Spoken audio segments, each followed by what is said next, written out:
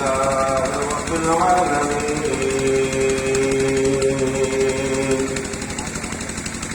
والصلاة والسلام على سيد الأنبياء والمرسلين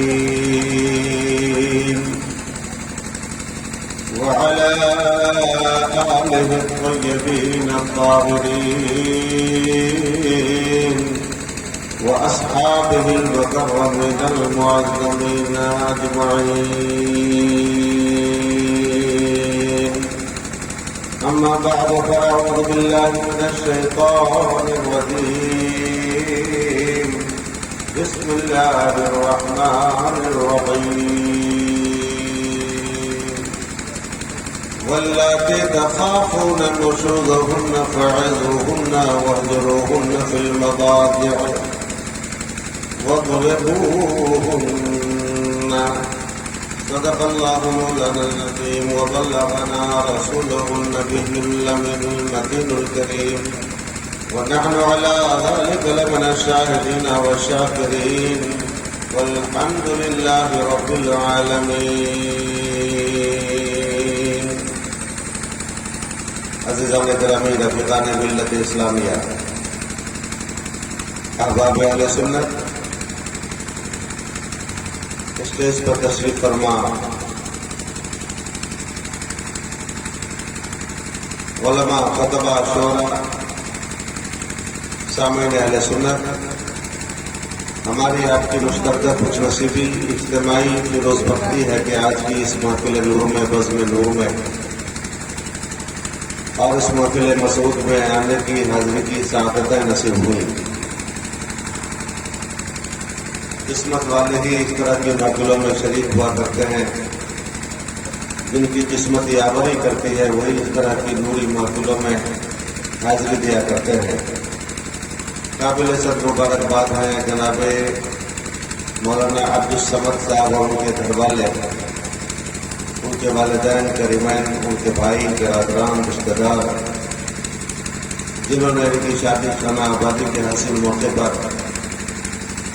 اس نبی کی میلاد کا اہتمام کیا جس نبی کے صدقے میں پوری کائنات بنی.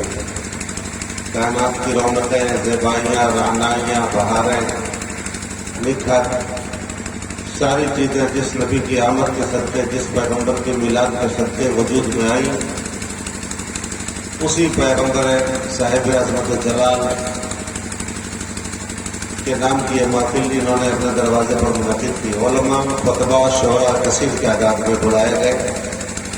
عالم کی ہم محفل ہوتی ہے تو علماء کی کثرت ہو ہی جاتی ہے، کیونکہ ڈپارٹمنٹ ہوتے ہیں.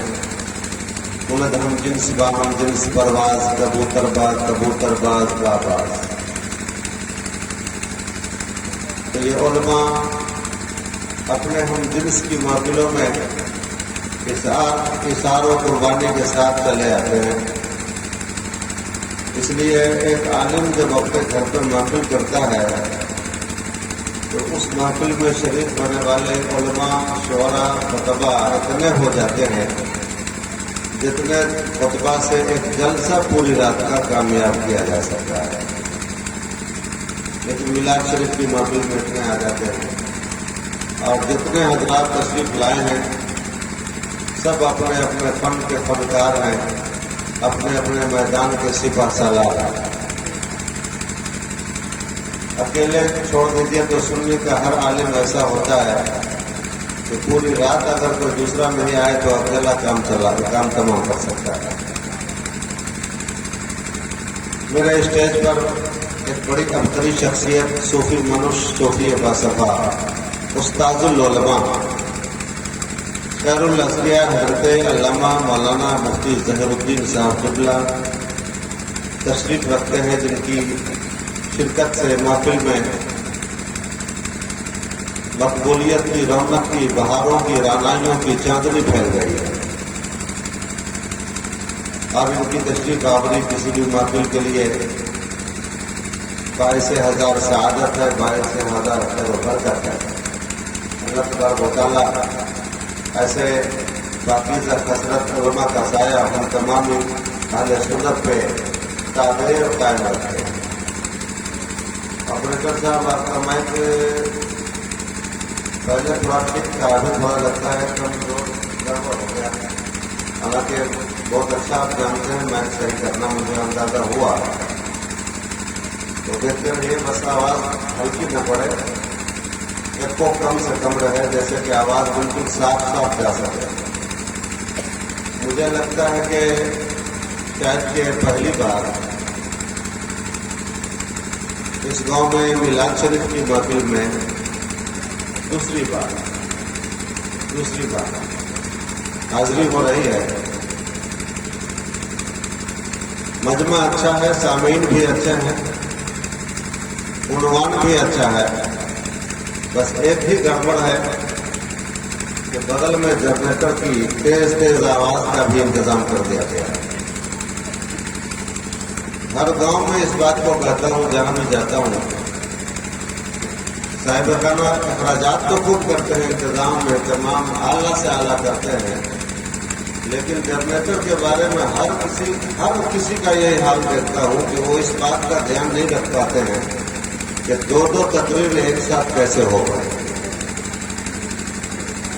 एक तरफ वो तकरीर भी तकरीर करे, एक तरफ जनरेटर भी तकरीर करे, ये दोनों तकरीरें कैसे हो पाएंगी, इस बात पर ध्यान तवज्जो ख्याल मैं समझता हूँ 95% लोगों को नहीं रह पाता, और इसकी वजह से बहुत परेशानी होती है। कलेजा को पत्थर बना के बोलना पड़ता है, यूं समझिए कि हवा में तीर चलाना पड़ता है। आप हजरात की तवज्जो का भी इम्तिहान है। आज बोलने का मजाज बहुत कुछ लेके आया था, मगर वक्त का दामन इतना तंग हो चुका है कि लम्हा लम्हा मुझे खुद ही एहसास हो रहा है कि आपको परेशान कितना किया जाए। ऐसा न हो कि कल होकर मौलाना अब्दुल समद साहब और उनके वालिद गिरामी पर आप लोग पंचायत बैठा दीजिए कि ऐसा मौलाना को लाया कि हमारा खाना ठंडा कर दिया। तो इस बात का भी खतरा है। और बोलना मुझे दो उन्वान पे था। अब मौलाना अब्बास साहब इजाजत देंगे तो दो पे बोलेंगे, और नहीं तो एक ही उन्वान पे बोल के अपनी बात तमाम कर लेंगे। थोड़ा मौलाना अब्बास साहब की इजाजत हो गई तो थोड़ा दोनों पर बोल जाएगा। एक तो मैं आज समझाऊंगा आप लोगों को कि हम लोग सुन्नी हैं, छोटा लफ्ज मशहूर मारूफ लफ्ज में हम लोग कौन मुसलमान है? सुन्नी मुसलमान है। इसका थोड़ा सा लंबा काम रखिएगा तो हम लोग अहले सुन्नत व जमात मुसलमान है। थोड़ा सा लंबा कर दीजिए, और उसी को थोड़ा सा और लंबा कर दीजिए तो हम लोग अहले सुन्नत व जमात मसलक आला हजरत वाले मुसलमान हैं। तो और सबका छोटा लफ्ज बनाइएगा तो क्या लफ्ज बनेगा? सुन्नी मुसलमान है। सुन्नी मुसलमान का मतलब यही होता है जो सुन्नतों वाला होता है, सुन्नत वाला मुसलमान। अब मसलक आला हजरत, मसलक अहले सुन्नत व जमात, या सिर्फ सुन्नी कह दीजिए, सबका माना मतलब एक ही होता है। उर्दू जबान में पानी को पानी बोलते हैं, अंग्रेजी में वाटर बोलते हैं, और अरबी में माँ बोलते हैं। लफ्ज तो तीन मिल गया मगर माना मतलब एक ही है। मसलक आला हजरत बोलिए, मसलक अहले सुन्नत व जमात बोलिए, या सुन्नी मसलक बोलिए, लफ्ज तो तीन हुआ लेकिन माना मतलब एक ही होता है। समझ गए? अच्छा, इस सब में पुराना कौन लफ्ज है? सब में पुराना कौन लफ्ज है? सुन्नी। जबान सत्याम है, हदीस में अहले सुन्नत व जमात है। तो अहले सुन्नत व जमात ऐसा इंटरनेशनल लफ्ज है कि नेपाल बोलिए, हिंदुस्तान बोलिए, पाकिस्तान बोलिए, अफ्रीका में जाइए, अमेरिका में जाइए, जापान में जाइए, इंडोनेशिया में जाइए, लंदन में जाइए, अमेरिका और जितने ममालिक हैं दुनिया के, जहां भी चले जाइए तो मुसलमान अहले सुन्नत व जमात को समझता है। समझ गए? ये इंटरनेशनल लफ्ज है, आलमी वर्ल्ड लेवल का लफ्ज है। और हमारी पहचान अगर वर्ल्ड लेवल पर करने की नौबत आएगी तो हमारे اور اگر بر صغیر ہندوستان پاکستان بنگلہ دیش میں پہچان کرانے کی ضرورت پڑے گی تو ہم مسلک اعلیٰ حضرت سے بھی کرا دیتے ہیں. اور پھر نیپال کے دیہاتی مسلمانوں میں اپنی پہچان آسان لفظوں میں کرانے کی نوبت آئے گی تو سنی سے کرا دیتے ہیں. سمجھتے ہیں؟ یہ بات بتائیے. الفاظ نئے نئے آتے رہیں گے. ہو سکتا ہے آنے والے زمانے میں کہیں اور لفظ ہو جائے, لیکن پرانا کو چھوڑ دینا چاہیے کہ رکھے رہنا چاہیے. کچھ لوگ کہتے ہیں کہ اہل سنت و جماعت کہنے میں سب شامل ہو جاتا ہے. وہابی بھی کہتا ہے اپنے آپ کو اہل سنت و جماعت. تو اب اہل سنت و جماعت اپنے سے ہم ہٹائیں گے, اب اس کو ہم نہیں لیں گے, اب خالی مسلک اعلیٰ حضرت بولیں گے. کیسا لگتا ہے آپ کو؟ ٹھیک ہے سوچ؟ یہ سوچ کیسی لگی آپ کو؟ اچھی لگی؟ اچھا تو ایک بات بتائیے, وہابی بھی اپنے آپ کو مسلمان کہتا ہے کہ نہیں؟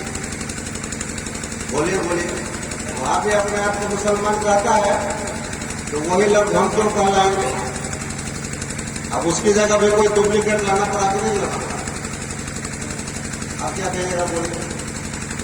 اس لفظ کو بھی ہٹائیے گا, لفظ مسلمان بھی اپنے سے ہٹائیے گا, لفظ مومن اپنے آپ سے ہٹا دیجیے گا, اہل ایمان بھی اپنے آپ کو بولتے ہیں ہٹا دیجیے گا. مطلب یہ ہوا کہ جو لفظ وہ کہنے لگ جائیں, ہم ان لفظوں کو چھوڑتے چلے جائیں تو پتہ چلا کہ دیوار میں سٹا دے گا. اپنی گھراری ہم چھوڑ نہیں پائیں گے, دوسروں کو اپنی گھراری میں آنے نہیں دیں گے. ہم اپنی گھراری کو چھوڑ نہیں پائیں گے. اگر آپ چھوڑنے کا مزاج بنا لیے کہ انہوں نے کہنا شروع کر دیا تو ہم بھی کہنا چھوڑ دیں, تب تو پتہ چلا کہ وہ وہاں بھی 5 وقت کی نماز کو فرض کرتا ہے, 6 وقت کی نماز کو فرض کرتا ہے.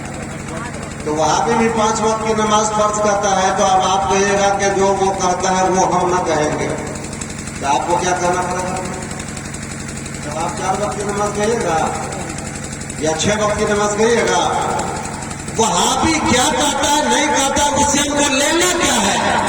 ہماری جتنی سمپتی ہے, جتنی جائیداد ہے, جتنی دولت ہے, جتنی زمین ہے, جتنے الفاظ ہیں, جتنی ہماری پہچان ہے, سب لے کے ہم چلتے رہیں گے. کسی کو چھوڑیں گے نہیں ہم. اگر چھوڑنا شروع کر دیں گے تو پتہ چلا کہ کسی پڑوسی نے آپ کی ایک گھراری زمین کو قبضہ کر لیا. اب کہیے گا چھوڑو جھنجٹ میں کون پڑے, اس کو چھوڑ دو, آگے پیچھے ہو جاؤ. پھر کچھ دنوں کے بعد وہ دوسری زمین پر قبضہ کر لے, ایک دھور اور آپ کا ضبط کر لے, تو کیا آپ چھوڑتے چلے جائیں گے؟ پھر کچھ دنوں کے بعد ایک دھور اور قبضہ کر لے, کیا اس کو بھی چھوڑ دیں گے؟ اپنی گھراری نہیں چھوڑی جاتی ہے. ہمیں حدیث پاک میں اہل سنت و جماعت کہا, حدیث پاک کا دیا ہوا لفظ ہم کبھی نہیں چھوڑیں گے.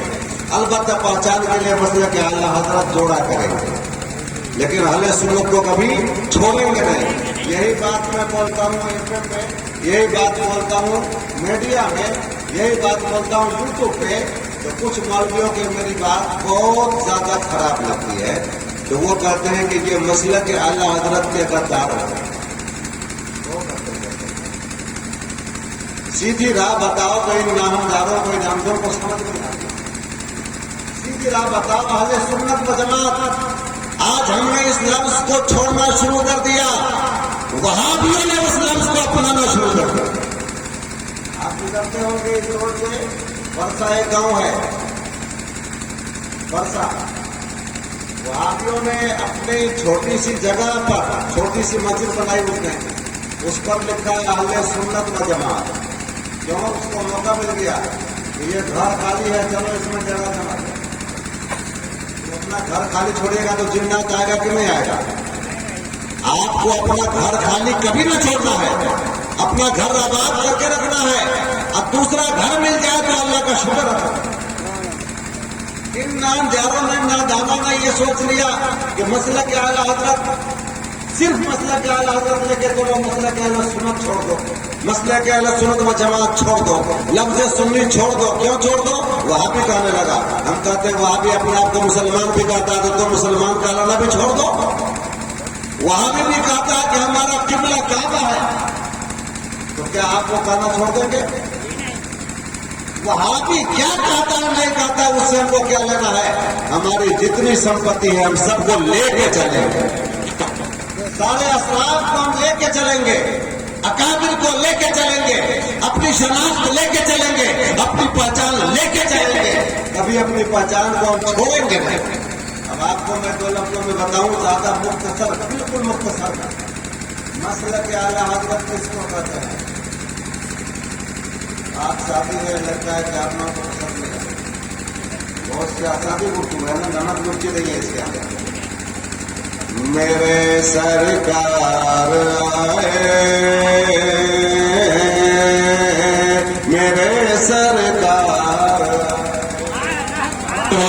सरकार आए, मेरे दिलदार आए, बारिश रहमत झूम के बरसी, बारिश रहमत झूम के बरसी, करम के बादल छाए, मेरे सरकार आए, मेरे गमखार आए, मेरे दिलदार आए।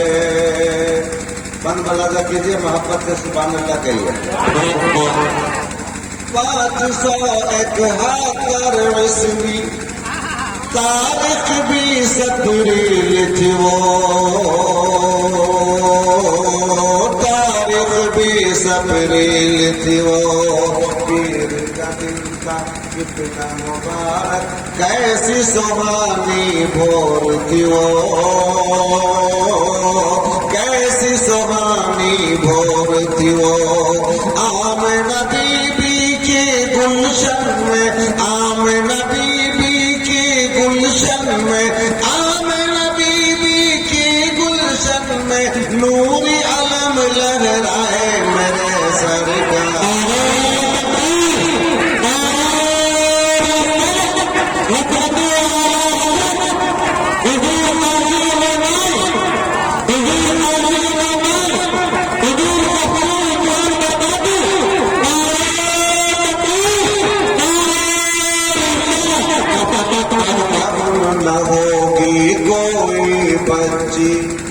जिंदा रेगिस्तानों में, जिंदा रेगिस्तानों में, फर्क न होगा आज से कोई आका और गुलामों में, आका और गुलामों में। बेवाओं से कह दो प्यारे, बेवाओं से कह दो प्यारे, अपने कोई गम खाए, मेरे सरकार आए, मेरे दिलदार आए। मसला के आला हजरत नारा तो खूब लगाते हैं, मगर कभी माना मतलब भी समझने की कोशिश किया। मसला के आला हजरत का मतलब क्या है, जिसमें आज़ान कब्र दी जाए। मसला के आला हजरत क्या है, जिसमें सरकार का नाम सुनकर अंगूठों को होठों से लगा लिया जाए। मसला के आला हजरत क्या है, फजर के बाद सलातो सलाम पढ़ा जाए। मसला के आला हजरत क्या है, रफ़ाई अज़ैन न किया जाए। मसला के आला हजरत क्या, 20 रकात तरावीह पढ़ी जाए। अगर इस तरह से गिनाते जाइएगा तो गिनाते गिनाते रात खत्म हो जाएगी, गिनाई नहीं। तारीफ ऐसी कीजिए, तारीफ ऐसी कीजिए कि बहुत कम लफ्ज हो और आपके तमाम मामूलात को भी शामिल हो जाए, आपके तमाम मुअतक़दात को भी शामिल हो। अल्लाह के हबीब सल्लल्लाहु अलैहि वसल्लम ने इरशाद फरमाया, सतफ्तरिक़ु उम्मती मिन सलासतिन व सबईन फ़िरक़ा, मेरी उम्मत के लोग 73 ग्रोह में बट जाएंगे। मेरी उम्मत के लोग, मेरी उम्मत का मतलब मेरा कलमा पढ़ने वाले, मेरी मोहब्बत के दावेदार, नमाज पढ़ने वाले, तौहीद की इकरारी, रिसालत की इकरारी, मेरा कलमा पढ़ने वाले उम्मत इजाबत। उम्मत दो तरह की होती है, उम्मत दावत, उम्मत इजाबत। उम्मत दावत में तो मुस्लिम गैर मुस्लिम सब आ जाते हैं, और उम्मत इजाबत में खाली मुसलमान आते हैं, कलमा पढ़ने वाले आते हैं, खाली कलमा पढ़ने वाले। میرے آقا فرماتے ہیں ستفترق امتی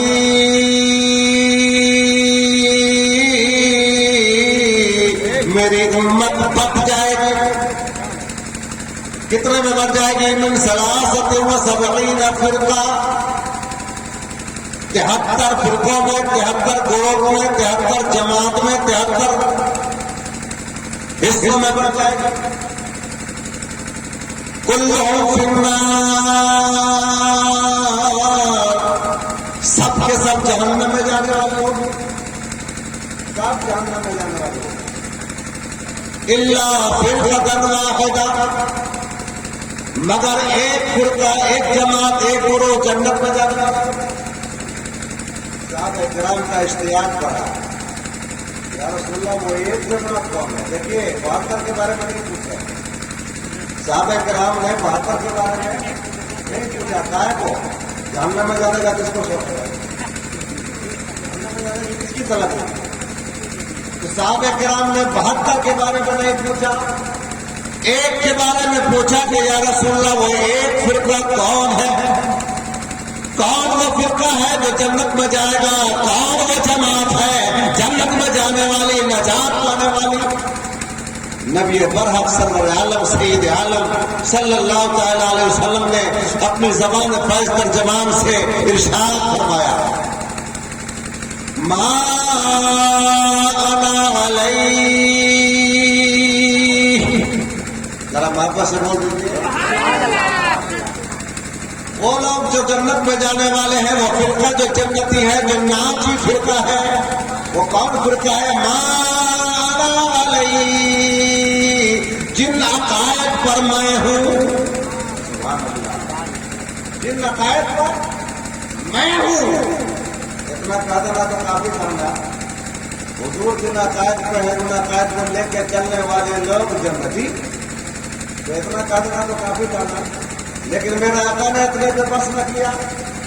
آگے فرماتے ہیں وہ اصحابی، اور جن عقائد پر میرے صحابہ ہیں. اکیلا میں ہوں اتنے پر اکتفا نہ کیا میرے مصطفیٰ نے، اپنے صحابہ کو بھی لے لیا. کیوں لے لیا؟ سرکار کے عقائد کو، سرکار کے عقائد ہم تک پہنچیں گے کیسے؟ سرکار کے عقائد، نظریات، خیالات ہم تک آئیں گے؟ انہیں صحابہ کی زبان سے تو آئیں گے، انہیں صحابہ کے ذریعے تو آئیں گے. وہ گل پھیلتی کس طرح جو ہوتی نہ ہوتی. ان کی خوشبو پھیلے گی کیسے اگر نسیم نہ ہو؟ صحابہ کرام کو میرے آقا نے نسیم سحر بنایا. اپنا پیغام محبت، اپنا خوشبودار پیغام ان صحابہ کے ذریعے چونکہ اقوام عالم میں پہنچانا تھا، لہٰذا حضور نے فرمایا جن عقائد پر میرے صحابہ ہیں، تو میرے عقائد پر، میرے آقا صحابہ کے عقائد پر چلنے والے، ان عقائد کو ماننے والے، وہی فرقہ جنتی فرقہ ہوگا، ناجی فرقہ ہوگا.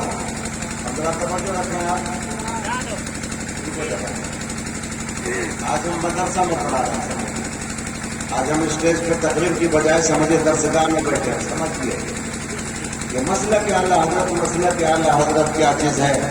لوگ سمجھتے ہیں کہ شاید کہ مسئلہ کے اعلیٰ حضرت وہ ہے جس کو اعلیٰ حضرت نے بنایا، اسی لیے مسئلہ کے اعلیٰ حضرت نام پڑ گیا. مسئلہ کے اعلیٰ حضرت وہ ہے جو بریلی شریف سے نکلا ہے، اس لیے مسئلہ کے اعلیٰ حضرت نام پڑ گیا. ہرگز ہرگز ایسا نہیں، حاشا وکلا، ہرگز ایسا نہیں. یہ تو اعلیٰ حضرت کے عقیدے پر حملہ کرنا ہو جائے گا، اعلیٰ حضرت کی عظمت سے کھیلنا ہو جائے گا، اعلیٰ حضرت کو بدعتی قرار دینا ہو جائے گا، اعلیٰ حضرت کو اہل سنت سے نکالنا ہو جائے گا. مسئلہ کے اعلیٰ حضرت کا مطلب یہ ہے کہ وہ راستہ جس کو اعلیٰ حضرت نے اپنایا، جس کو اعلیٰ حضرت نے اپنایا، وہ مسلک جس کو اعلیٰ حضرت نے اپنایا، اور وہ مسلک چلا ہے سرکار سے، صحابہ کرام سے، صحابہ کرام سے چلا. صحابہ کرام سے جو بنیادی عقائد چلے، جو تمام دنیا کے اہل سنت و جماعت کے لیے نقطۂ اتحاد ہے، وہ بنیادی عقائد ہیں جن عقائد میں جا کر کے شافعی بھی مل جاتے ہیں، حنبلی مل جاتے ہیں، حنفی مل جاتے کرتے ہیں مالک تمام کے تمام جماعتیں جہاں جا کر کے مل جاتی ہیں وہ عقائد کا نام اہل سنت و جماعت ہے، اور انہیں عقائد کا نام مسلک اعلیٰ حضرت ہے۔ اب اتنی بات جب جان میں اتر گئی میرے بھائی ذرا محنت کریے میری باتوں کو لینے کے لیے، تاکہ کل سے کوئی بھٹکا نہ سکے آپ کو کہ فلاں تو غدارِ مسلک اعلیٰ حضرت ہو گیا۔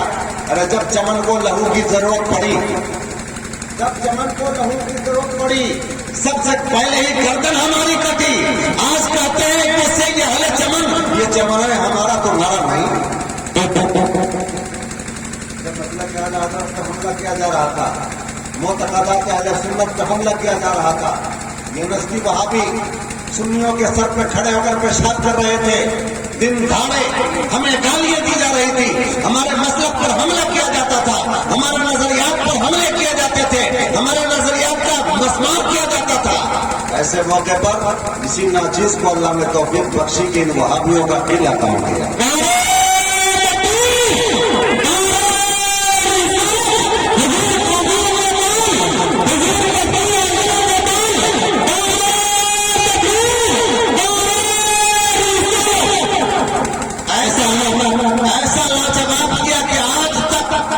جبکہ FM چھوڑ چکا تھا، لیکن خوف ایسا طاری ہے کہ آج تک وہ بکواس کرنے کی ہمت نہیں کرتے ہیں۔ مولوی صاحب سب کہتا ہے کہ یہی مسئلہ کہ اعلیٰ حضرت کے بچا رہا ہے۔ ہم کہتے ہیں مولوی صاحب سمجھیے مسئلہ کہ اعلیٰ حضرت کا مطلب، ذرا دھیان دیجیے گا، شاید میری تقریر میں آپ لوگوں کو کوئی ٹیسٹ نہ ملے، لیکن باتیں کام کی ذرا لے لیجیے۔ جو بنیادی عقائد ہیں ایسے جن میں امام شافعی بھی شریک ہو جاتے ہیں، امام احمد بن حنبل بھی شریک ہو جاتے ہیں، امام اعظم بھی شریک ہو جاتے ہیں، امام مالک بھی شریک ہو جاتے ہیں۔ دنیا میں سنیت کی یہ چاروں نہریں ہیں جو پوری دنیا میں پھیلی ہوئی ہے، بحر سنیت سے نکلی ہوئی چاروں نہریں ہیں، شافعی اور حنفی، مالکی، حنبلی، اور وہی مسائل میں آیا پڑھیے، شرم عقایا پڑھیے، اصول الشافعی پڑھیے، ہزاروں مسائل میں اختلاف ملے گا۔ ایک ہی مسئلہ خالی بتا دیتا ہوں اور پھر اس کے بعد آپ کو سمجھاؤں گا کہ اتنا اختلاف کے باوجود بھی سب مسئلے کے اعلیٰ حضرت والے ہیں۔ ذرا دھیان سے سنیے گا، وضو کرنے میں ہمارے یہاں نیت شرط نہیں ہے، وضو کرنے میں نیت کرنا ضروری، ذرا بولیے اپنے منہ سے، وضو کرنے میں نیت کرنا ضروری، اگر بغیر نیت کے بھی وضو کر لیں تو وضو ہو جائے۔ نماز کے لیے مستحب استعمال ہوتا ہے، نماز پڑھ سکتے ہیں، تلاوت کر سکتے ہیں، قرآن چھو سکتے ہیں، طواف خانہ کعبہ کر سکتے ہیں، نماز جنازہ پڑھ سکتے ہیں، یعنی ہر وہ کام کر سکتے ہیں جس کے لیے وضو ضروری ہے۔ بغیر نیت کے وضو سے آپ سب ہمارے یہاں نیت کرنا ضروری نہیں ہے، لیکن امام شافعی رحمۃ اللہ علیہ کے یہاں نیت کرنا وضو میں ضروری ہے۔ اپنے شافعی وغیرہ اصطلاحی لفظ نہیں ہوتا ہے، نام تھا ان کے یہاں نیت کرنا وضو میں ضروری ہے۔ ضروری ہے کا مطلب یہ ہوا کہ بغیر نیت کیے ہوئے اگر وضو کر لیجیے گا تو ایک بار نہیں 5 بار وضو کر لیجیے مگر آپ کا وضو نہیں ہوگا، اور جب وضو نہیں ہوگا تو پھر نماز، قرآن کا چھونا جائز نہیں ہوگا، کعبہ کا طواف جائز نہیں ہوگا، نماز جنازہ جائز نہیں ہوگا۔ اگر 1 سال تک کوئی ایسا وضو کرنے کے بعد کبھی نیت نہ کرے، امام شافعی کے یہاں وہ آدمی نماز پڑھنے والا نہیں کہلائے گا، وہ تاریخ صلاۃ کہلائے گا۔ سمجھ گئے؟ اتنا بڑا فرق ہے خالی ایک وضو میں۔ امام شافعی کے یہاں نیت کرنا ضروری ہے، ہمارے یہاں نیت کرنا ضروری نہیں ہے۔ جب یہ مسئلہ ذہن میں اتر گیا تو ایک بات بتائیے، ایک قدم اور آگے بڑھتا، کوئی آدمی غسل کر کے آگے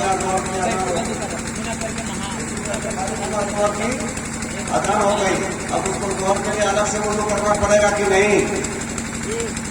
واہ، وہ تو بہت خوشی ہے مجھے کہ آپ مسئلہ سمجھ گئے۔ بالکل اس میں وضو کرنے کی ضرورت نہیں ہے، کیونکہ جتنا کام وضو میں ہوتا ہے وہ سارا کام وضو کرنے میں ہو گیا ہے۔ ہاتھ دھو لیا، چہرہ دھو لیا، مسا بھی ہو ہی لیا، پیر بھی دھو ہی لیا، 4 فرائض ہے وضو میں، چاروں فرائض ادا ہو گئے، لہذا اب اگر وہ دوبارہ وضو نہیں नहीं करता है कोई दिक्कत नहीं है, उसी से काम चल जाएगा, नमाज पढ़ सकता है। मगर इमाम शाफी रहमतुल्लाह अलैह ने यहाँ नमाज नहीं होगी क्योंकि बगैर नियत के वजू नहीं होता है, तो वहाँ वजू की नियत उसने किया नहीं था, लिहाजा उस वजू से उस तरह से नमाज नहीं हो पाएगी। एक मसले का खाली मैंने साथ दिया। अब पूछिए, उलमा की तवज्जो चाहूंगा। अब यहाँ सवाल किया जाए, एक आदमी फतवा दे रहा है कि बगैर नियत के वजू हो गया, आला हजरत से पूछिए हो गया कि नहीं, तो आला हजरत फरमाएंगे, आला हजरत से पूछिए कि वजू बगैर नियत के वजू किया तो वजू हुआ कि नहीं, तो सरकार आला हजरत का फतवा क्या होगा, वजू हो गया। और इमाम शाफी के मानने वालों का फतवा क्या होगा, वजू नहीं हुआ। तो बोलिए आला हजरत के फतवा के खिलाफ हुआ कि नहीं, हुआ कि नहीं हुआ? आगे बढ़िए, ये क्यों नहीं? वजू में धोना फर्ज है, दोनों केवली को धोना वजू में फर्ज है, लेकिन इमाम ज़फ़र ने यहाँ फर्ज नहीं है, बगैर धोए भी वजू हो जाएगा, केवली धोना फर्ज उनके यहाँ नहीं है। तो आला हजरत का फतवा तो वही है जो इमाम आज़म का है, जो कुरान से साबित है। तो आला हजरत का भी फतवा यही है कि बगैर केवली धोए नमाज नहीं होगी क्योंकि वजू नहीं हुआ। इमाम ज़फ़र कहेंगे वजू हो गया। बोलिए आला हजरत के खिलाफ हुआ कि नहीं? बोलिए बोलिए आला हजरत के खिलाफ हुआ कि नहीं? मगर दुनिया में किसी की हिम्मत है कि इमाम ज़फ़र को कह दे कि ये मसला के आला हजरत क्या बता रहा है? किसी की हिम्मत है जो कहते हैं कि मसला के आला हजरत जो मुखालिफ हैं? किसी की हिम्मत है कि इमाम शाफी को कह दे कि मसला के आला हजरत के खिलाफ है?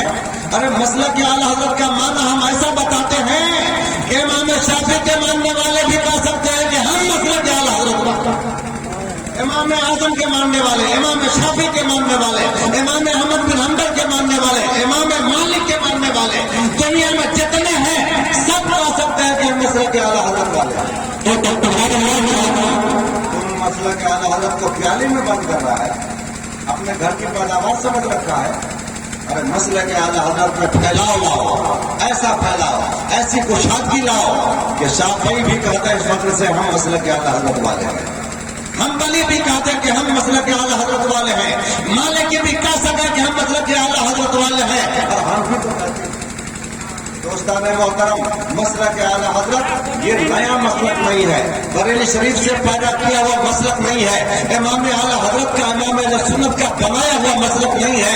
ये कोई मसलक है जिसको मेरे आका ने मा अना अलैहि व सहाबी का बताया।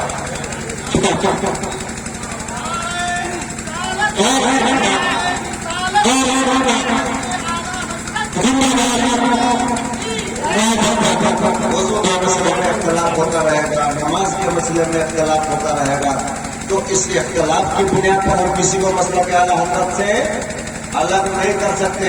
अब जब नहीं कर सकते तो इधर आइए, बहुत सारे उलमा ने टीवी पर दीनी प्रोग्राम देने को जायज कहा। 95% उलमा आलम दुनिया भर के उलमा ने टीवी पर दीनी प्रोग्राम के नशर इशात को जायज कहा, टीवी पर आने को जायज कहा। हमारे ताजुल शरिया अल्लाह ताला उनको गरीब रहमत करे, उनकी कब्र अनवर पर अपनी रहमतों के फूल बरसाए। उन्होंने टीवी के प्रोग्राम को जायज नहीं कहा, उन्होंने ना जायज कहा, ठीक है। उनके फतवा का एहतराम भी अपनी जगह, जिन उलमा ने जायज कहा उनके फतवा का एहतराम भी अपनी जगह। मेरी गुजारिश यही रहती है कि जिन जिन हजरात को हजूर ताजुल शरिया के फतवा पे अमल करना है, शौक से अमल करें, वो भी एक फकीर थे, उनके फतवा पर जिनको अमल करना है शौक से अमल करें, हम उनको बुरा नहीं कर सकते। अब जिनको 95% दीगर मुफ्तियाने किराम के फतवा पे अमल करना है, वो भी उनके फतवा पे अमल करते रहे, हम उनके लिए भी गलत जज्बात नहीं रख सकते, उनको बुरा भला नहीं कर सकते। आप सुनिए, आवाज जाएगी मेरी, आ रही है। हम किसी को बुरा नहीं कह सकते, हम कह सकते हैं कि जिन्होंने टीवी पर दीनी प्रोग्राम के जवाब का कॉल किया वो भी मसला के आला हजरत वाले हैं, जिन्होंने नाजायज होने का कॉल किया वो भी मसला वाले हैं। दोनों मसला के आला हजरत वाले हैं, कोई मसला के आला हजरत से अलग नहीं है, क्योंकि ये फर्ई इख्तिलाफ है, ये फिक़ही इख्तिलाफ है, और फिक़ही इख्तिलाफ में इमाम आज़म के खिलाफ है, इमाम ज़फ़र गए हैं, گئے نہیں گئے؟ کے شاگرد ہے، امام ابو یوسف امام اعظم کے شاگرد ہے، لیکن امام ابو یوسف بھی بہت سارے مسائل میں امام اعظم سے الگ ہو گئے ہیں. دھیان سے سنیے گا، اپنے استاد سے الگ ہو گئے ہیں. تو کوئی کہہ سکتا ہے امام ابو یوسف کو کہ یہ باقی مسلک ابو حنیفہ ہے؟ کہہ سکتا ہے کوئی؟ کیوں نہیں کہہ سکتا؟ اس لیے کہ فرعی مسئلے میں اختلاف ہے، فقہی مسئلے میں اختلاف ہے، اجتہادی مسئلے میں اختلاف ہے. اجتہادی مسئلے میں اختلاف صحابہ کے دور میں بھی ہوا. چلتے چلتے دیکھیے بات ہماری تفسیر کی طرف چلی گئی. چلتے چلتے ایک اور بات کہتا ہوں، دنیا میں صرف ایک ذات ایسی ہے کہ جن کی ہر بات کو ماننا ایمان ہے اور ان کی کسی بات کو نہ ماننا کفر ہے. دھیان دیجیے گا، دنیا میں صرف ایک ذات ایسی ہے کہ جن کی ہر بات کو ماننا ایمان ہے اور جن کی ایک بات کا انکار کر دینا بھی کفر ہے. بتائیے اس ذات کا نام کیا ہے؟ وہ ذات ہے بانی اسلام جان ایمان محبوب رحمان سید الانس والجان جناب احمد مجتبیٰ محمد مصطفیٰ صلی اللہ تعالی علیہ وسلم کی. وہ جب بولتے ہیں تو قانون بنتا ہے، جب وہ بولتے ہیں تو شریعت بنتی ہے. ان کی ادا بھی شریعت ہے، ان کا قول بھی شریعت ہے، ان کا عمل بھی شریعت ہے. ما ينطق عن الهوى.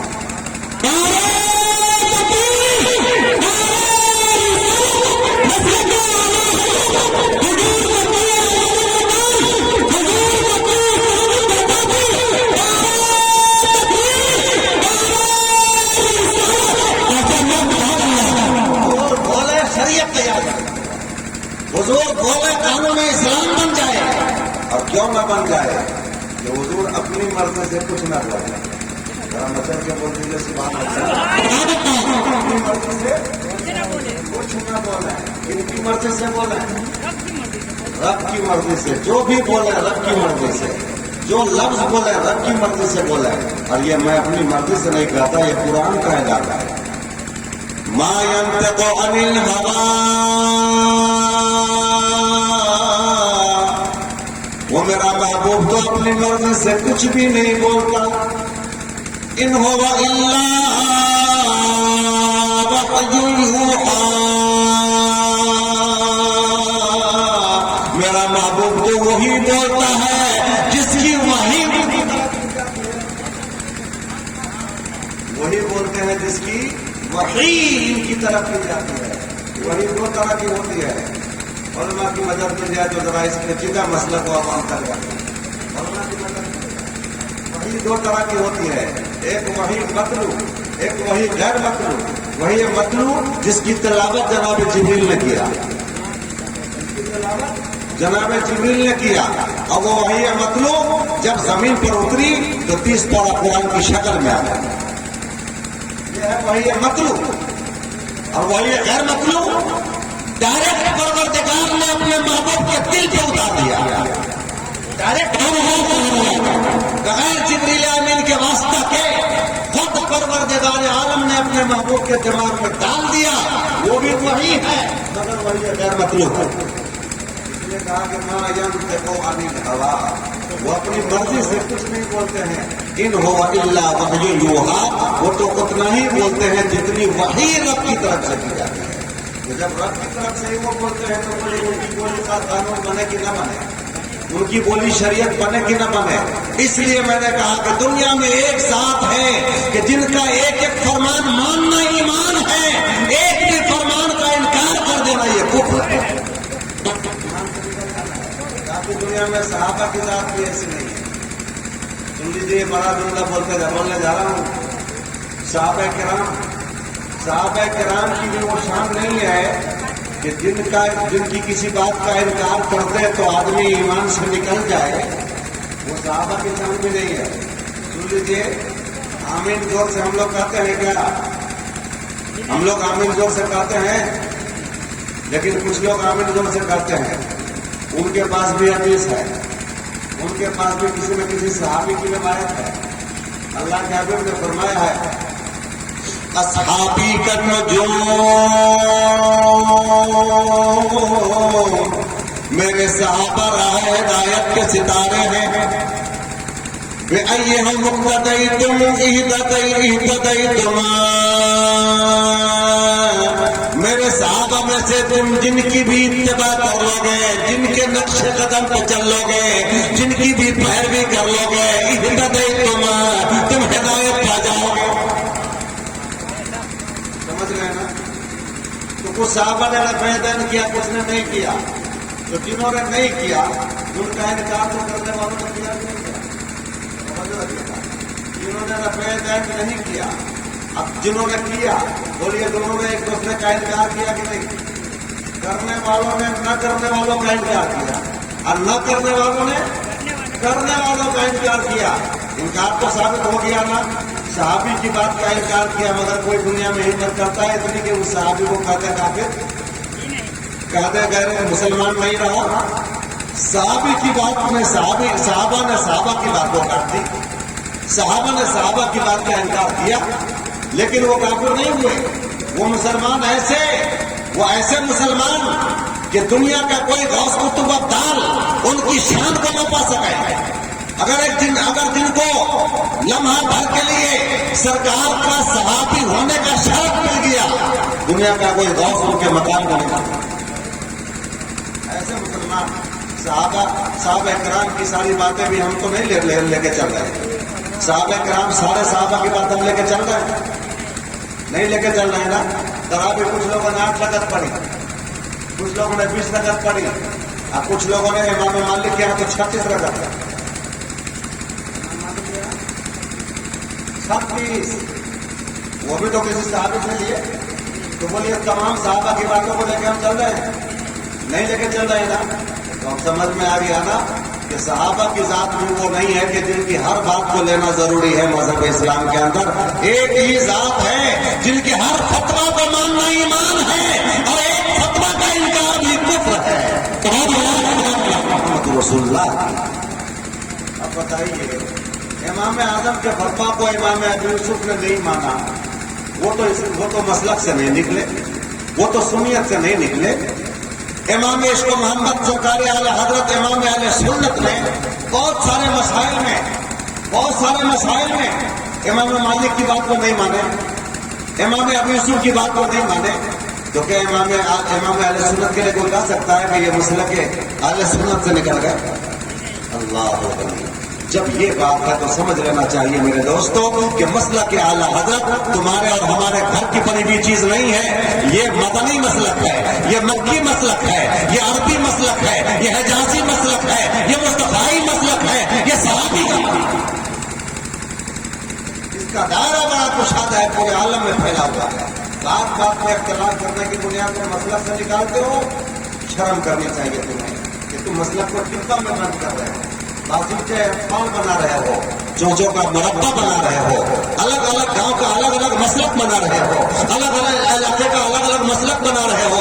ہمارا مسلک اعلی حضرت وہی مسلک ہے جو مدینہ سے چلا ہے، 1450 سال پہلے چلا ہے. ہم نئے نہیں ہیں، ہم بہت پرانے. نام چینج ہوتا رہے گا. پہلے زمانے میں بولتے تھے موٹر سائیکل، اور ابھی اس کے نام میں بھی چینجنگ ہونے لگے ہیں. کیا بولنے لگے ہیں؟ اچھا، پہلے ہوائی جہاز کو کیا بولتے تھے پرانے لوگ؟ بتائیے. چیل گاڑی. پہلے زمانے میں چیل گاڑی، آج کے زمانے میں فلائٹ، ہوائی جہاز، ایئرپلین وغیرہ وغیرہ. یہ نام بدلتے گئے، لیکن کیا اس کا مطلب کیا؟ مفہوم بھی بدل گیا، مانا مطلب بھی بدل گیا. مانا مطلب وہی رہے گا، نام الگ الگ رہیں گے.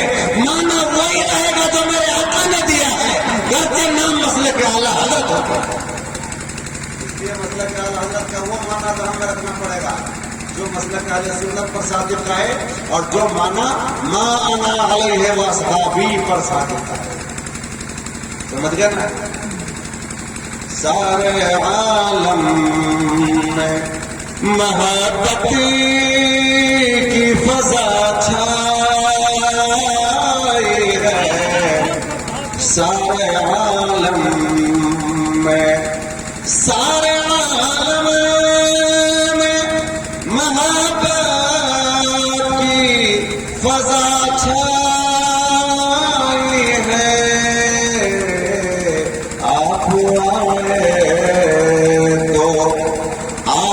آئے تو زمانے میں بہار آئی ہے، آپ آئے تو پھر کبھی وقت ملے گا تو مسئلہ کے اعلیٰ حضرت ہی کو اور ڈیٹیل سے ہم سمجھائیں گے انشاءاللہ تعالیٰ.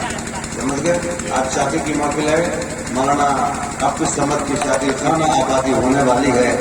شادی کے حوالے سے صرف ایک حدیث آپ کے سامنے پیش کر دوں، شاید کہ آپ اگر اپنی عملی زندگی میں لے آئیے تو بہت زیادہ فائدے میں رہے. اللہ کے حبیب، سب طبیبوں کے طبیب، دانائے خفایا و غیوب جناب احمد مصطفیٰ محمد مصطفیٰ صلی اللہ تعالیٰ علیہ وسلم کا ارشاد پاک ہے. آپ ارشاد فرماتے ہیں ان اعظم النکاح برکتاً ایسرہ.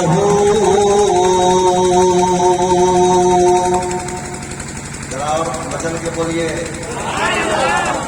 کوئی آدمی خاموش نہ رہیے، ہر ایک کی زبان سے. آقا فرماتے ہیں سب سے زیادہ برکت والی شادی وہ ہے، سب سے زیادہ برکت والی شادی وہ ہے جس کو سب سے آسانی کے ساتھ، کم خرچے کے ساتھ، انتہائی سہل طریقے سے، آسان طریقے سے، بالکل سادے انداز میں کم خرچے کے ساتھ انجام تک پہنچایا جائے. اس شادی میں برکت ہے، اس میں خرچہ کم کیا جائے، لمبا کم کیا جائے، تام جام کم کر دیا جائے، جھول جھال کم کیا جائے.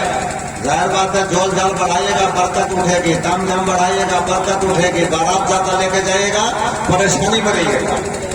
شادی کے دن دیکھیے گا دولہا کے بعد کو سب سے زیادہ پیسہ، ایک پاجامہ نیچے ہے، ایک پاجامہ اوپر ہے، کرتا پھٹا پرانا ہے، چہرے سے ہوائیاں اڑ رہی ہے، بال میں تیل نہیں لگتا، حواس پاکتا ہے. کیا بات ہے چچا جان، بیٹا کی شادی ہے، شاداب رہنا چاہیے، پھول کی طرح کھلنا چاہیے. ایسے حالت کیوں بنا رکھی ہے؟ کیا بتا میں، تھوڑا داماد روٹ گیا ہے کیونکہ گاڑی میں اگلی سیٹ پر جگہ نہیں ملی ہے. تھوڑا صاحب روٹ گئے ہیں کیونکہ اس کو کھانے کے ٹائم میں اچھی جگہ نہیں مل سکی بیٹھنے کے لیے. تھوڑا گاڑی والا وہاں پریشان ہے، اس کا ٹائر پنکچر ہو گیا ہے. 100 جھنجٹ لیے ہوئے دولہا کا باپ پریشان. دولہا کے باپ سے زیادہ پریشان اس دن کسی کو نہیں دیکھتے. یہ پریشانی کیوں ہے بھائی؟ اس لیے کہ آپ نے انام شناب بارات لوٹ لیا، زیادہ سے زیادہ لوگوں کو بھیڑ اکٹھی کر لیا، کمر پہ بل کس کے آپ نے قرضہ لے کے پتہ نہیں کس کس جتن سے اتنے بڑے اخراجات کا اہتمام کر لیا جس کی وجہ سے 10 سال تک بیٹی والا صحیح سے جی نہیں پاتا. بیٹا والا بھی پریشان، بیٹی والا بھی پریشان. اللہ کے حبیب صلی اللہ علیہ وسلم فرماتے ہیں اگر پریشانی سے بچنا چاہتے ہو اور اپنی شادی میں برکتیں لانا چاہتے ہو تو شادی کو آسان طریقے سے انجام تک پہنچاؤ، آسان انداز میں شادیاں کرو. مبارک پور میں ایک ساتھی تھے ہمارے، شادی ہونے لگی، ان کی دعوت دی انہوں نے، بارات میں ہم لوگ گئے. مبارک پوری میں شادی تھی، اس محلہ سے اس محلہ. لڑکا کو رکشا میں بٹھا دیا گیا،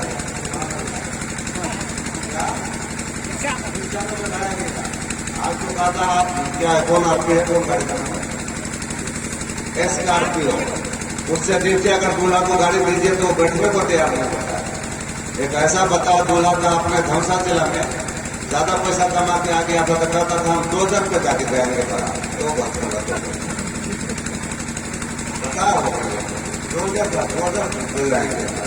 جی. ہیلی کاپٹر پہ 2 گھنٹہ 2 لاکھ 2.5 لاکھ روپیہ لیا. اب وہ بھی پابندی کتنی، اتنے ٹائم میں اگر آپ آ کے بیٹھ گئے تو ٹھیک ہے ورنہ ہم اڑ جائیں گے. اب چاہے ایک پاجامہ پانا ہو ایک پاجامہ باقی وہ جانا پڑے گا. اور اس میں بھی دلہن ساتھ میں نہیں بیٹھ پائے گی. تو کیسا یہ مسلمان ہو گیا، کیسی اس کی غیرت ہو گئی، کیسی اس کی سوچ ہو گئی. لمبا کرنے میں آدمی 10 سال تک بستر پہ مر جاتا ہے. تو وہ رکشا میں دلہا کو بٹھا دیا گیا، بارات لوگ ترانہ گاتے ہوئے نعتیہ کلام پڑھتے ہوئے مائک سے چلے وہاں دلہا کے گھر. اب وہاں گئے تو ماشاءاللہ ساری بارات کو ڈھانپے چل کے بولیے جب اتنی مقدس جگہ بارات ٹھہرنے کی ہوگی تو بولیے برکت آئے گی کہ نہیں آئے گی. اب مسلمان مسجد میں جاتا ہے تو چاہے کتنا بھی گرا پڑا مسلمان کیوں نہ ہو، لیکن مسجد میں بغیر وضو جانا پسند نہیں کرتا ہے. ظاہر بات ہے اب مسجد میں بغیر ٹھہرانے کی برکت سے سب لوگ باوضو نہیں ہو گئے. اب باوضو جماعت جہاں بیٹھ جائے بولیے خدا کی رحمت اترے گی کہ نہیں اترے گی. باوضو سب مسجد میں بیٹھے, ایک ایک لسی پلائی گئی, ایک ایک چائے پلائی گئی, ایک ایک پان کھلایا گیا, نکاح ہوا. لوگ جانے لگے. میں نے پوچھا بولا بابو جی کیا بات ہے, سب لوگ جا رہے ہیں کدھر؟ کہنے لگے اب یہاں کا کام ہو گیا, یہاں کا کام ہو گیا. مطلب یہ ہوا کہ اب کھانا وانا ہمارے یہاں دعوت ولیمہ میں سب لوگ کھائیں گے, یہاں ایک چائے ایک لسی ایک پان پر قصہ تمام. اللہ. ارے مسلمانوں, آج بھی اگر تمہارے اندر یہ زندگی آ جائے, یہ شعور آ جائے, یہ طریقہ آ جائے, یہ فکر آ جائے, تو جس بچی کو اللہ, جن بچیوں کو اللہ کے محبوب نے رحمت قرار دیا ہے, آج بھی ان کی رحمت کے جلوے نظر آئے گا. رحمت تو ہم نے بنا دیا ہے, رحمت ہم نے بنا دیا. آج بھی اگر اس انداز میں شادیاں مت رچائی جائیں, شادیاں کی جائیں, تو بولیے بچیاں اپنے ماں باپ پر رحمت بنیں گی. رحمت ہی رحمت ہے.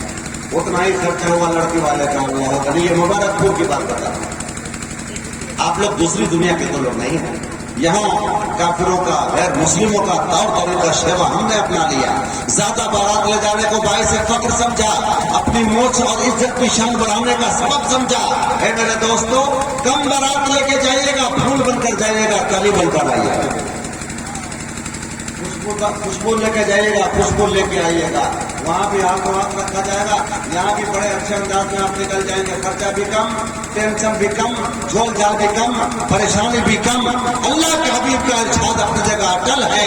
سب سے زیادہ برکت والی شادی وہ ہے جس میں خرچہ کم کیا گیا ہے.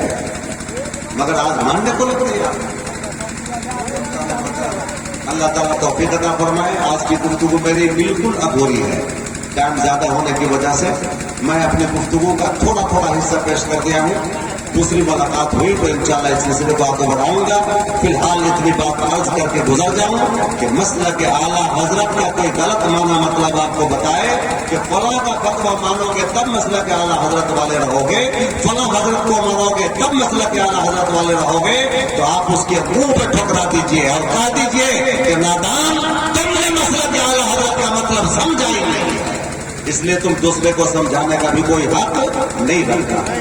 مسئلہ کہ اعلیٰ حضرت کسی ایک مولانا صاحب کے پیدا کیے ہوئے بنائے ہوئے قانون کا نام نہیں ہے, کسی ایک حضرت کے فتویٰ کا نام نہیں ہے. مسئلہ کہ اعلیٰ حضرت تو مسئلہ کے صحابہ کا نام ہے, مسئلہ کہ ابو بکر صدیق کا نام ہے, مسئلہ کے عمر کا نام ہے, مسئلہ کے عثمان غنی کا نام ہے, مسئلہ کے مولا علی کا نام ہے, مسئلہ کے عبداللہ بن زبیر کا نام ہے, مسئلہ کے صحابہ کا نام ہے, مسئلہ کے ابو ہریرہ کا نام ہے, مسئلہ کے عبداللہ بن مسعود کا نام ہے. مسئلہ کے صحابہ کا مطلب 1,25,000 صحابہ کرام کے مسئلہ کا نام.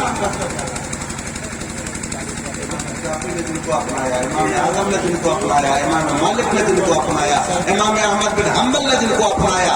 حالانکہ غوث پاک حنبلی ہیں. غوث پاک رضی اللہ تعالیٰ عنہ کیا ہیں؟ حنبلی ہیں. 1000 مسئلے میں ہمارا ان کا اختلاف ہے, ہم لوگ اختلاف رکھتے ہیں, مگر غوث پاک سے اختلاف رکھنے کے باوجود بولیے غوث پاک کی ہم باقی کہلائیں گے؟ کیا ہم کو کوئی کہہ سکتا ہے کہ یہ باقی غوث اعظم ہے؟ مسائل میں اختلاف تو ہے, مگر محب غوث اعظم ہے, عاشق غوث اعظم ہے, وارفتہ غوث اعظم ہے, دیوانہ غوث اعظم ہے. غوث اعظم کے چاہنے والے ہیں, ان کے متوالے ہیں, ان کے نام پر جان چھڑکنے والے ہیں. مسائل میں اختلاف اپنی جگہ, عقیدت کا رشتہ اپنی جگہ. سرکار تاج الشریعہ کو بھی مانتے ہیں, سرکار مارارہ مطہرہ کو بھی مانتے ہیں, سرکار بغداد کو بھی مانتے ہیں. جتنے بھی اولیاء اعظم ہیں سب کو مانتے ہیں. رہ گیا فقہ میں فقہ حنفی کو لے کے چلتے ہیں, اور ضرورت پڑ جاتی ہے تو کبھی کبھی حضرت قول امام مالک کو بھی لے کے چلتے ہیں, کبھی قول امام ابو یوسف کو لے کے چلتے ہیں. اس کے باوجود بھی کوئی حنفیت سے نہیں نکلتا, کوئی مسلک اہل سنت سے نہیں نکلتا. اللہ تعالیٰ اللہ فضل فرمائے کہ میری باتیں آپ کے دل و دماغ میں اتر جائیں اور مسئلہ کے اعلیٰ حضرت جو میں نے سمجھانے کی کوشش کی ہے اللہ تبارک و تعالیٰ آپ کے دلوں میں اس کا صحیح تصور، صحیح خاکہ، صحیح معنی، صحیح مطلب آپ کے دلوں میں بٹھا دے. بس میں اگر سمجھوں گا کہ اگر 4-6 لوگوں نے پبلک میں سے علماء کو سمجھتے ہیں، آپ میں سے اگر 4-6 لوگوں نے بھی مسئلہ کے اعلیٰ حضرت کا مطلب سمجھ لیا تو میں سمجھوں گا کہ بحرہ میں مولانا عبدالصمد صاحب کی شادی خانہ آبادی کے بدولت میلاد شریف کی محفل میں شرکت کرنا، حاضری دینا میرا کامیاب ہو گیا. وما علینا الا البلاغ وآخر دعوانا الحمدللہ رب العالمین.